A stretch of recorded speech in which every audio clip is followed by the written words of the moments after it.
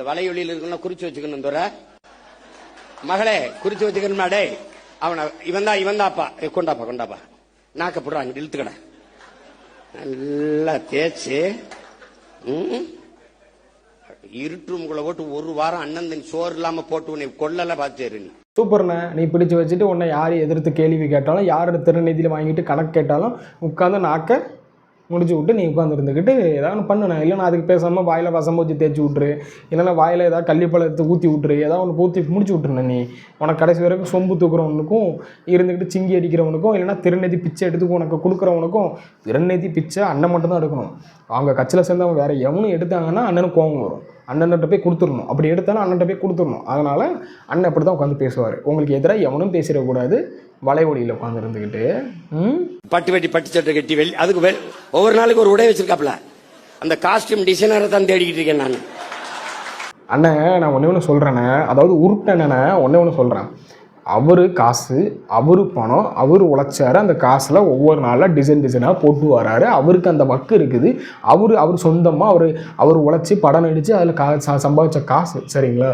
உங்களை மாதிரி ஊர் அடித்து உலையில போட்டான்னு சொல்லுவாங்க தெரியுமா? அந்த கதையாக இருந்துக்கிட்டு ஊராக விட்டு நெய்யில் ஸ்வீட்டு செஞ்சு சாப்பிடான்னு சொல்லிட்டு இப்போ ஒரு பழமொழி கூட அண்ணன் பேசினார் பார்த்தீங்களா? அந்த மாதிரி உட்காந்துட்டு நீங்கள் ஊராக விட்டு திறன் நிதியில் உட்காந்துட்டு கட்சி நடத்திட்டு இருக்கீங்க பார்த்தீங்களா? அப்படி அவர் எதுவும் பண்ணலையே, அப்படி எதுவும் பண்ணலையே. கேட்டால் அவன் எனக்கு கார் வாங்கி கொடுத்தாரு, இவர் எனக்கு வீடு வாங்கி கொடுத்தாரு, அங்கே விவசாயம் பண்ணிட்டு இருக்கிறாங்க. எனக்கு கேட்டேன் எங்கள் அண்ணனோட அண்ணி எங்கள் அண்ணனோட ஒய்ஃபு அவங்களுக்கு ஏற்கனவே பணக்காரங்க, அவங்களுக்கு அங்கேருந்து துட்டு வருது. திறநிதியிலேருந்து நாங்கள் எதுக்கு ஒத்த பைசா எடுக்கணும் அவசியம் இருக்குன்னு சொல்லிட்டு சொல்கிறீங்களா? ஏண்டா அப்போ எதுக்குடா நீங்கள் ஸ்டேஜில் போய் இருந்துக்கிட்டு நான் பிச்சைக்காரன், எனக்கு ஒன்றும் கிடையாது, நான் வாடகை வீட்டில் இருக்கிறேன் அப்படின்னு சொல்லிட்டு உட்காந்து எதுக்குடா பேசுகிறீங்க? இப்படி ஒரு பேச்சு, அப்படி ஒரு பேச்சு. அண்ணன் சொன்னார் பார்த்தீங்கன்னா நாக்கை, அந்த மாதிரி உங்களை தாண்டா நாக்கை கரன்னு பிடிச்சி அறுத்துட்டு பொய்யா 15 வருஷமாக சொல்லி அறுந்துக்கிட்டு அவர் காசு, அவர் காஸ்டியூம் என்னன்னாலும் போட்டு போகிறோம். உங்களுக்கு என்ன நோக்குது? உங்களுக்கு எங்கே குத்துது, குடையுது, எங்கே எரியுது உங்களுக்கு? கம்முன்னு வாய் 2 சைடும் சாத்திக்கிட்டு இருந்தீங்கனாலே போதும். அதை விட்டுட்டு இருந்துக்கிட்டு இவளுக்கு உன்கிட்ட வக்கு இருந்துச்சுன்னா நீ வாங்கி போடு, உன்கிட்ட வக்கு இல்லைல்ல, வக்கு இருக்குதுங்க, வக்கு இல்லாத மாதிரி நடிக்கணுங்களா? அந்த மாதிரி நடித்து நம்ம அப்போனா தான் திறநிதி வாங்க முடியும். நீங்கள் திறநிதியில் ஒத்த பைசா டீ கூட குடிக்கலன்னு சொல்கிறீங்களா? கணக்கு அந்த கணக்கை காட்டுங்க. நீ வாங்கி திங்காமல் போங்க, கணக்கை காட்டுங்க சார். அந்த சிஎம் சார் அப்படிங்கிறதே அது சின்ன பிள்ளை விளையாட்டுக்கு கூப்பிட்ற மாதிரி இருக்குது.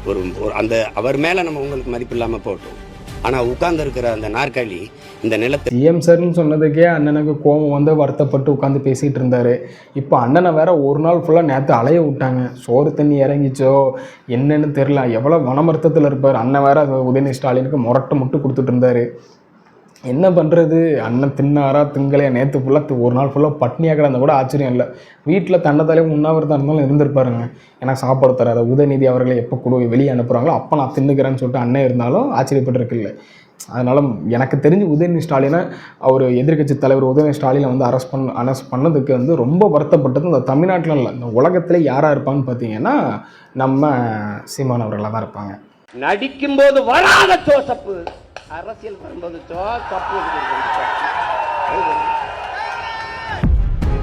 இப்ப முதலமைச்சர் ஆயிட்ட பிறகு ஜோசப் விஜய் அந்த படங்களை திருப்பி ஜோசப் விஜய். ஏன் அந்த முதல் படத்தில் அறிமுகம் ஜோசப் விஜய் போடல?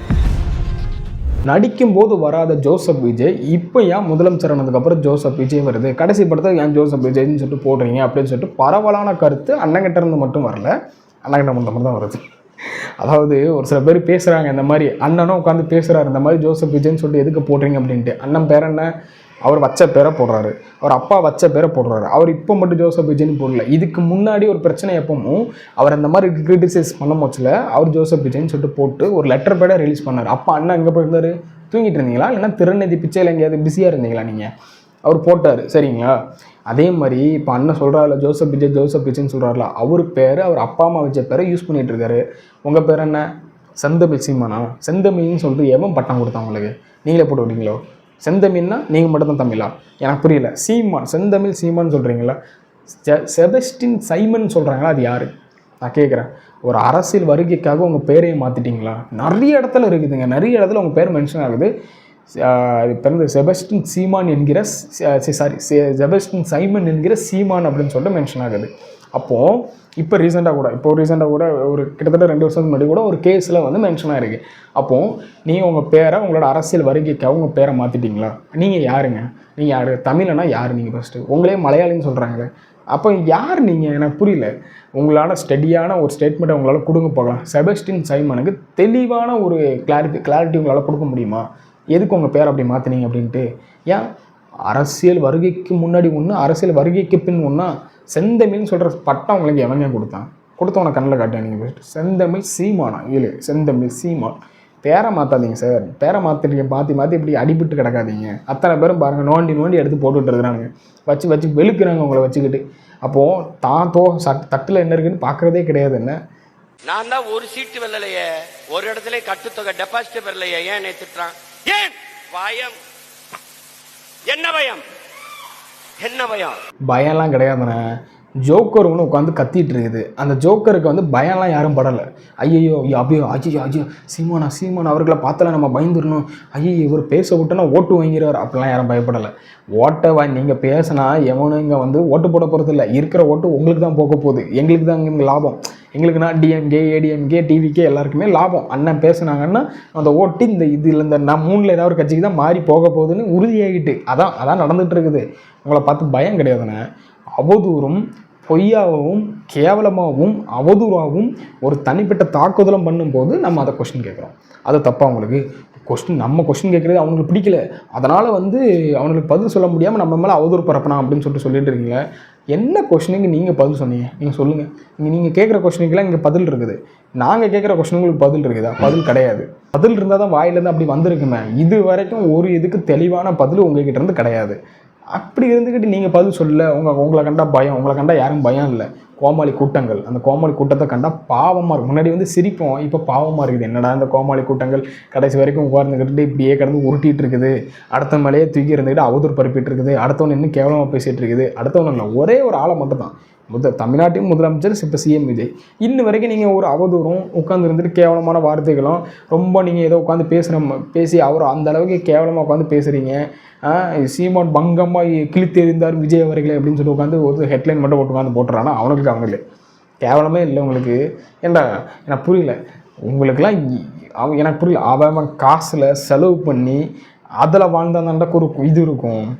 உட்காந்துட்டு அடுத்தவன் காசில் வந்து வாழ்கிறதுலாம் வந்து பெருமை கிடையாது, புரியுதா? அடுத்தவன் காசில் வாழ்கிறது பெருமை கிடையாது. கேட்டால் நான் என் மக்கள்கிட்ட தொட்டு வாங்கி நான் செலவு பண்ணுறேன், வெக்கமே இல்லை உனக்கு. உங்களுக்கு கொடுக்குறதுக்கு தான் காசு இருக்குல்ல. அவன் வந்து இப்போ இந்த பென்ஸு காரை கொடுத்தானுங்க கேட்டால் நான் ஹெலிகாப்டரே வருவேன்னு சொல்லிட்டு உட்காந்து சொல்லிட்டு இருக்காரு. அதுக்கெல்லாம் துட்டு இருக்கலாடா, அந்த துட்டை போட்டு கட்சி நடத்துகிறா. அதை விட்டு இருந்துட்டு மக்கள்கிட்ட எதுக்கு வாங்குறீங்க? காசு வருதில்ல கேட்டால் சீமான் அவர்கள் எங்களுக்கு அங்கேருந்து திட்டு வருது, இங்கேருந்து திட்டு வருது, அவருக்கு வந்து மக்கள்கிட்ட இருந்து வாங்கி அந்த பணத்தெலாம் திங்கணும்னு அவசியம் இல்லைன்னு சொல்லிட்டு சொல்கிறாருல. அந்த பணத்திலே கட்சி நடத்துகிறார். மக்கள் பணத்தில் எதுக்காக வாங்கி கட்சி நடத்துறீங்க? மக்கள் இயக்கம் சொல்கிறீங்க, நீங்கள் மக்கள் இயக்கமா? மக்களுக்காக நீங்கள் என்ன பண்ணீங்க? மக்கள் இயக்கம்னா மக்களுக்காக நிற்கணும். மக்களுக்காக நீங்கள் என்ன பண்ணி கிழிச்சிங்க? ஆல்ரெடி எங்கேயாவது ஒரு போராட்டம் நடந்துகிட்டு இருக்கும், அந்த போராட்டத்தில் சீமான் போய் நிற்பார், ஹை அப்படின்னு சொல்லிட்டு உட்காந்துட்டு ஸ்கோர் பண்ணிட்டு அப்படியே வெளியே போயிடுறது. ஏன்டா உட்காந்து படமாக போட்டு காமிக்கிறேன்னு சொல்கிறீங்க, படமாக போட்டு இங்கே தொழிற்சாலையில் அந்த கழிவு வருது இந்த கழிவு வருதுன்னு சொல்கிறீங்க. என்றைக்காவது உங்கள் நொன்னம் போய் அந்த தொழிற்சாலை முன்னாடி போய் மக்களுக்காக போராட்டம் பண்ணியிருக்காரா? மயிரை கூட பண்ண மாட்டார் அவர், மயிரை கூட பிடுங்க கூட மாட்டார் அவர். உட்காந்து இருந்துக்கிட்டு பேச்சு மயிருக்கு மட்டும் உங்களுக்கு குறைச்சில்லை. அதனால் இருந்துக்கிட்டு கடைசி வரைக்கும் ஒரு ஆளை அவதூறும் கேவலமாகவும் கொச்சைகளான வார்த்தைகளை பேசுகிறதுக்கு மட்டும் நீங்கள் ஆகிங்களே தவிர நீங்கள் வந்து தமிழ்நாட்டிற்கு ஒரு தேவையில்லாத ஆணி மட்டும்தான். தேவையில்லாத ஆணி இல்லை, ஜோக்கர்ஸ், அவ்வளோதான்.